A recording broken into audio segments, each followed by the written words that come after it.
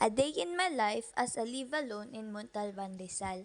Hi guys, I'm G and welcome to my diary. Kakatapos ko nga lang maligo nito. Syempre dahil ako ay isang alipin ng salapi, papasok tayo sa work.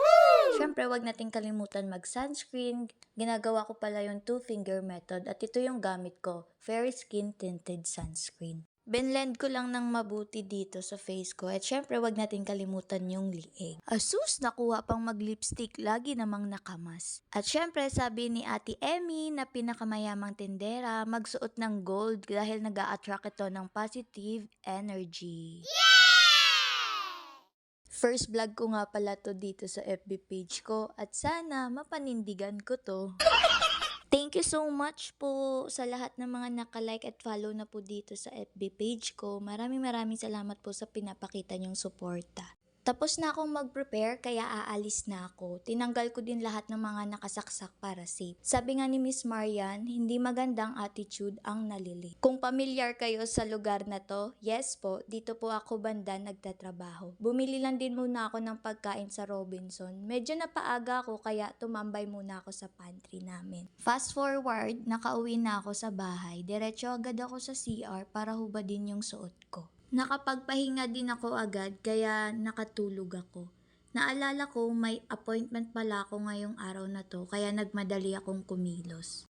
Nagsidatingan na rin yung mga order ko. Syempre, bagong taon, bagong budol. Pero tong mga to ay mga essentials ko to. Kung gusto nyong malaman kung ano tong mga to, comment lang kayo at i-unpouch natin yan. Ininit ko na lang din muna yung kanin. Dahil mag-isa lang ako, hindi po ako nagluluto masyado. Lagi lang akong bumibili ng ulam sa karinderya. After ko kumain, hinugasan ko na din yung pinagkainan ko. Habang naguhugas nga ako, iniisip ko kung ano yung pwede kong suotin kasi aalis ako. Naalala ko, dumating na yung order ko. Di na nga nakapagpigil at binuksan ko na. Unahin na natin tong kulay red. In-order ko to para sa birthday ko kasi malapit na yung birthday ko. Maganda naman yung dress, sana bagay lang sa akin. Fast forward, nakaligo na ako at ito na yung susuotin ko. Nagmamadali na ako dito dahil kailangan ko nang umalis dahil may time yung appointment ko. So, ito na lang yung susuotin kong tsinelas. Regalo ko pala to sa sarili ko last Christmas. Malapit na birthday ko. Size 6 or size 5 po ako. Cheris. Eme lang. So, ito na lang gagamitin ko at ito ding bag na regalo ko rin last Christmas sa sarili ko. Inayos ko lang yung bag at ang mga dapat kong dalhin. At ito na nga, outfit check! Eme lang. Papunta na ako dito sa appointment ko at dito ngayon sa Infinity. Yes, nasa dental clinic ako ngayon. Nag-doorbell na ako at pinapasok naman ako. Habang naghihintay nga ako, napansin ko tong kuko ko. Naku, kailangan ko na talagang bumisita sa salon. So mamaya, ipapakuskus ko to.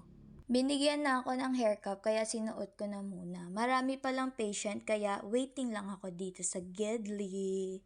After 1 hour, tapos na ako kaya nakalabas na ako. Thank you kay Doktora. Tinanggal ko na yung buhok ko sa pagkatali. Nakakaramdam na ako ng gutom dito. Pero dahil kakatapos ko lang mag-cleaning, sabi ni Doc, after 30 minutes pa ako, pwede kumain. In-game si bakla. Syempre, dahil gutom na ako, kailangan bumili na ako ng pagkain at baka iba ang makain ko.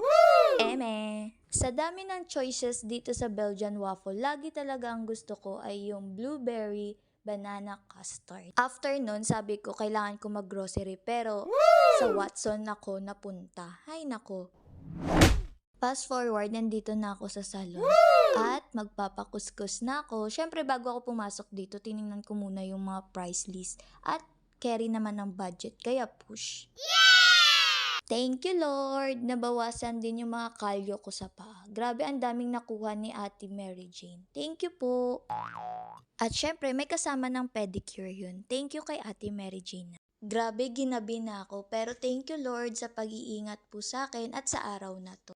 That's it and that's all. Thank you for watching. XOXO!